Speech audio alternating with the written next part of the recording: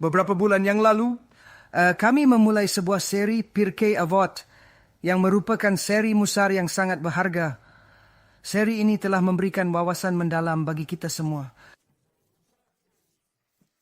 Ini adalah ajaran para sages tentang menerapkan Torah dalam hidup kita. Kita berusaha menggunakan ayat-ayat Torah, minhagim, halachot, dan hal-hal penting untuk diterapkan dalam kehidupan. Yang terpenting adalah pelajaran hidup yang menjadikan kita orang berkualitas baik. Ayah saya selalu mengatakan, Kodem kol tiheyah ben Adam. Jadilah manusia baik terlebih dulu. Setelahnya, Anda bisa melakukan apa saja. Janji, ambisi, dan tujuan memang luar biasa. Tapi tanpa kemanusiaan sejati, semuanya tak berarti. Sama halnya dengan Torah. Belajar sebanyak mungkin tentang Torah tanpa kemanusiaan juga sia-sia. Mereka bisa menghafal buku dan halachot seperti mesin. Namun, jika mereka bukan manusia yang layak, tersenyum saat dilihat, berterima kasih saat diberi sesuatu, tahu bersyukur, jujur, menjauhi kesombongan, dan sadar bahwa semua adalah dari Hashem, maka pengetahuan mereka tidaklah cukup. Menjadi manusia yang baik lebih penting daripada sekadar menghafal. Torah harus diterapkan dalam hidup, bukan sekadar cerita untuk menjadi manusia lebih baik. Anda tidak perlu memulai dari awal dalam siri ini. Syiur berlangsung 2-3 jam dengan sesi tanya-jawab. Kami memiliki syiur sendiri, dan setiap Mishnah dari Pirkei Avot adalah syiur tersendiri. Torah dapat dipelajari dan diterapkan bertahap untuk meningkatkan kualitas diri. Jika Anda punya pertanyaan melalui surat, silakan bertanya selama berhubungan dengan syiur. Untuk latar belakang bagi yang belum kenal saya, karena Hashem, kami punya banyak orang baru, saya akan cerita sedikit tentang perjalanan hidup saya. Saya tidak lahir dalam keluarga religius. Sebagian besar hidup saya tidak religius dan bahkan tidak tahu bahwa Torah itu nyata. Saya punya banyak keraguan dan pertanyaan tentang kebenaran agama. Skeptisisme. Orang meminta sumbangan karena kekayaan saya. Saya punya perusahaan di Wall Street, dana lindung nilai, pialang, dan asuransi. Saya mempekerjakan lulusan universitas terkemuka. Meski muda, semua adalah karyawan. Saya tampil di TV dan melakukan hal menakjubkan di dunia materi. Sebenarnya tidak berharga, tapi saat itu saya menganggapnya segalanya. Saya melakukan segalanya kecuali hal yang benar. Saya jujur dalam bisnis, baik pada klien dan murah hati. Saya menyumbang ke Knesset dan membawa Sefer Torah. Namun untuk Hashem, saya tak punya waktu. Hashem berkata jika kita mencarinya, kita akan menemukannya. Dalam kitab Devarim bab 4 dikatakan dengan jelas, jika Anda mencarinya dengan segenap hati dan jiwa Anda pasti akan menemukannya. Ini adalah janjinya kepada kita semua. Jika seseorang sungguh mencari kebenaran, Hashem akan memastikan Anda menemukannya. Namun pencarian ini tidak bisa sepintas lalu. Dia berkata, jika Anda mencariku dengan segenap hati dan jiwa, Anda akan menemukanku. Tetapi dalam Torah juga disebutkan, jika kita tidak mencarinya dan memperlakukannya dengan kelalaian, seolah dia hanya teman dari bar, maka hasilnya akan berbeda. Anda memanggil atau tidak memanggilnya, menyembah atau tidak, mendengarkan atau tidak, seolah-olah Anda bebas berbuat apa saja tanpa konsekuensi. Kita dihukum ganda, pertama karena tidak melakukannya, dan kedua karena memperlakukannya seperti teman biasa, bukan Tuhan yang Maha Kuasa. Hal ini jelas tercantum dalam Parashat Kitavo dan Parashat Becukotai. Jangan sekali-kali berpikir bahwa saya mengarang atau merekayasa apa yang saya sampaikan kepada Anda. Saya terus memapakbu buku-buku ini ke kuliah karena tidak tahu pasti apa yang akan saya katakan dan berharap mendapat bantuan ilahi. Saat ada pertanyaan, saya bisa menunjukkan sumbernya. Ini menjelaskan bahwa Hashem berbicara melalui buku-buku ini, bukan saya. Hashem tidak meminta izin saya untuk menulisnya. Itu kehendaknya. Saat saya bersikap santai terhadap Hashem dan menganggap bisnis lebih penting, Hashem akhirnya datang membangunkan saya. Itu benar-benar kebangkitan yang mengubah segalanya. 7 tahun saya berjuang untuk hidup, menghadapi berbagai cobaan dan kesulitan yang tak terduga.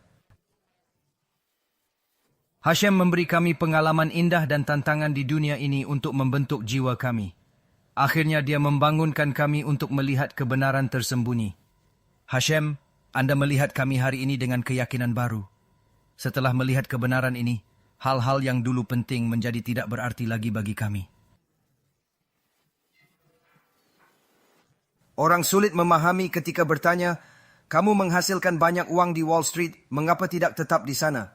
Jadilah religious, jaga syabat dan mitzvot, tapi kembalilah menghasilkan ratusan ribu dolar sebulan.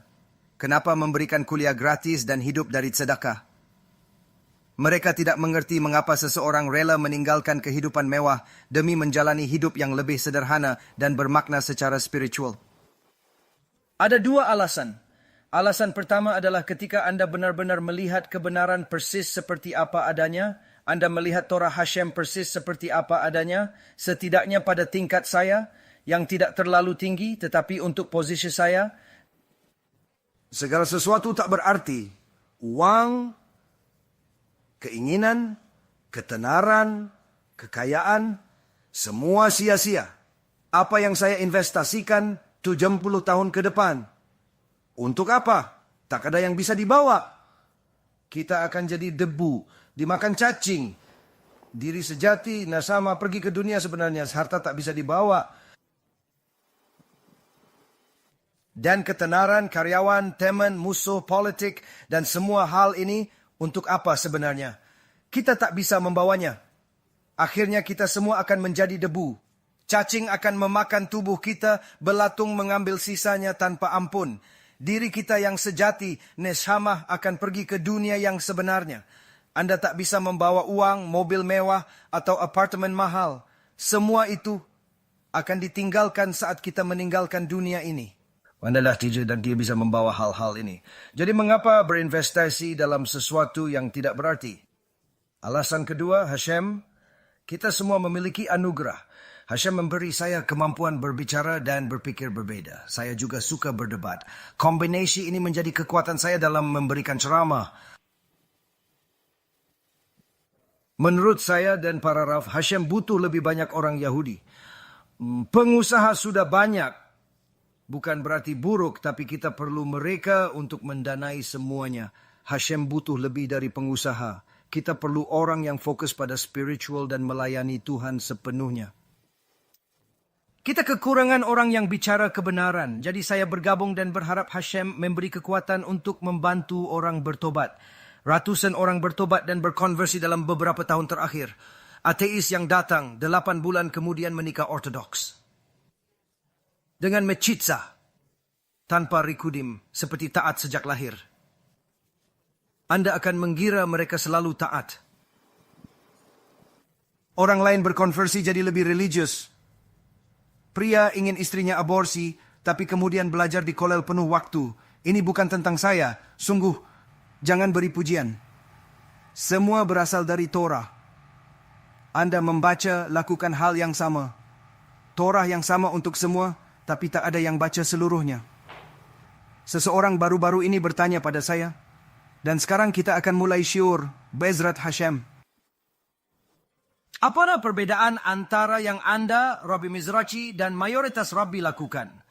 Mereka berbicara dengan cara berbeda. Kebanyakan Rabbi tidak langsung memberitahu konsekuensi serius melanggar Syabat menurut Rambam. Mereka cenderung menggunakan pendekatan lembut dan tidak langsung. Sementara beberapa orang memilih berbicara secara tegas dan langsung tentang hal ini. Mereka dianggap penyembah berhala, lebih buruk dari non-Yahudi. Namun, non-Yahudi bisa menjadi Zadik. Contohnya Iyov dalam kitab Torah. Dia Nabi, bukan Yahudi, tapi Ben Noach. Orang saleh yang berbicara pada Tuhan, menjalani tikun, dan memiliki olam haba luar biasa. Kita bisa berdoa agar suatu hari nanti memiliki sebagian kebaikannya. Ini tidak berarti bahwa bukan Yahudi dianggap buruk. Mereka bisa luar biasa. Bahkan sangat luar biasa. Namun, Rambam dengan tegas menyatakan, jika melanggar Syabat Anda dianggap penyembah berhala, bukan sekadar bukan Yahudi yang buruk. Ini adalah hal terburuk yang mungkin terjadi. Sungguh mengerikan. Pandangan ini juga disetujui dan didukung kuat dalam Gemara. termasuk Masjid Syabat, Masjid Avodah Zarah, dan Masjid Sanhedrin. Jika Anda melihat Masjid Sanhedrin, Gemara Masjid Sanhedrin dari halaman 91 hingga sekitar 98, terdapat bagian yang sangat menarik yang kita semua kenal karena kita membacanya dalam tefilah pada Syabat. Setiap Yahudi, anggota Am Yisrael, dianggap memiliki bagian di dunia yang akan datang. Orang berasumsi, saya Yahudi, saya beruntung dan punya bagian di sana. Namun ini hanya ayat pertama dari Mishnah yang bermasalah. Sisa Mishnah jelas dalam 8 dapur yang berikutnya ada 16 halaman menyatakan inilah orang-orang yang tidak memiliki bagian di dunia yang akan datang. Lalu memberikan klasifikasi dosa-dosa yang menyebabkan hal ini, Chasvi Shalom. Salah satunya adalah Mechalel Shabbat. Ketika ditanya apa bedanya, saya menjawab bahwa memang ada perbedaan. Ya, para Rabi Hashem kegabirasaki meletakkan hal buruk. Ya. Mereka berbicara dan membaca Torah seperti saya. Mereka membaca Parashat Hashavua dan Pirkei Avot sama seperti saya. Hanya ada satu perbedaan kecil. Mereka membaca hal-hal yang menyenangkan. Mereka membuat Anda merasa baik, tidur nyenyak dan bahagia. Anda merasa Hashem mencintai Anda sepenuhnya, sempurna tanpa perlu tersyuva lagi. Anda sudah jadi tzaddik sejati, cukup beri sedekah dan semua baik-baik saja. Bagian indah Torah dan cerita menyenangkan terasa menenangkan. Ada sedikit nasihat shalom bait dan halakhot, tapi umumnya mereka tidak memaksa Anda melakukan hal sulit atau menantang. Mereka mengatakan setiap Yahudi memiliki bagian di dunia yang akan datang. Ini bagian indah dari Torah, tapi menurut saya tidak cukup. Ajaran guru-guru saya menyatakan bahwa hanya melakukan bagian indah Torah bisa merugikan diri sendiri. Saya merasa tidak cukup pintar untuk memilih bagian terbaik Torah, jadi saya memutuskan untuk tidak memilih sama sekali. Akhirnya, saya memutuskan membaca dan mempelajari seluruh isi Torah tanpa terkecuali dari awal hingga akhir. Kami ajarkan seluruh Torah, bagian indah dan tidak. Menjaga Syabat adalah tikun, bahkan tersyuva untuk avodah zarah. Chasvi Shalom, seseorang jadi penyembah berhala tanpa sadar. Mereka menyembah berhala Rabbi J.C. Penney atau barang dari Chinatown. Mereka menyembah sesuatu tanpa tahu. Mereka tidak tahu. Miskinim, mereka benar-benar tidak tahu. Dia berkata menjaga Syabat adalah tikun dan teshuva untuk avodah zarah, dosa terburuk yang bisa dilakukan. Dia menyampaikan hal baik, tapi juga mempertanyakan keberadaan avodah zarah dalam Torah. Torah menyebut mot yumat 12 kali, berarti kematian di dunia ini dan berikutnya, tanpa bagian di olam haba. Ini konsekuensi serius dari avodah zarah. Jadi kita bertanya, mengapa setiap kali disebutkan Syabat, penyembahan berhala disebutkan tepat di sebelahnya? Tepat di sebelahnya ada Syabat dan tepat di sebelahnya, baik sebelum atau sesudahnya, disebutkan penyembahan berhala. Sama seperti yang selalu dikatakan, setiap kali disebutkan homoseksualitas dalam Torah, dosa homoseksualitas disebutkan bestialitas. Torah menghubungkan homoseksualitas dengan bestialitas. Keduanya dilarang keras. Seperti halnya mengemudi saat Syabat atau menyembah berhala murah dari Chinatown. Mengapa demikian? Di mata Hashem, semua perbuatan itu setara bobotnya. Tidak ada perbedaan atau tingkatan antara dosa-dosa tersebut. Semuanya pelanggaran yang sama beratnya di hadapannya, tanpa pengecualian atau keringanan apapun. Pria yang mengemudi ke syul pada Syabat sama dengan pria yang membeli berhala dan menyembahnya. Pada Syabat, pada Yom Rishon, pada Yom Sheni, Yom Revi'i, hari apapun, sama saja. Pria yang memiliki pacar sama dengan pria seperti Bilaam. Bilaam, Anda tahu siapa istrinya? Ingat Bilaam? Bilaam Harasha. Dia adalah seorang nabi. Rasha, seorang nabi. Anda tahu siapa istrinya? Keledai. Keledai adalah istrinya. Sama saja. Jadi kita lihat di sini. Mempelajari hanya bagian indah Torah tidaklah adil. Bagaimana jika Anda tidak tahu? Seperti murid saya di Florida. Selama 25 tahun dia mengemudi ke syul pada Syabat tanpa ada yang memberitahunya. Padahal dia tinggal hanya 15 menit berjalan kaki. Tapi siapa yang mau berjalan di panas terik Florida yang seperti Gehinom? Jadi dia memutuskan untuk mengemudi. Ini terjadi karena ketidaktahuan, bukan karena niat buruk. Selama 25 tahun dia berkendara ke Shul pada Syabat tanpa tahu bahwa itu dilarang. Dia bukan talmid dan tidak pernah membuka buku Torah. Yang terdekat dengan Torah hanyalah membaca Tehillim sesekali. Tidak ada yang memberitahunya. Dia pergi berdoa seperti robot, tanpa pengetahuan.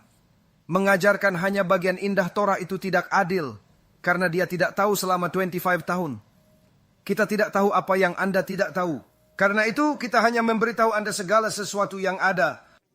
Setidaknya semua yang saya ketahui. Be'ezrat Hashem, semoga kita menemukan chidush dalam syiur ini.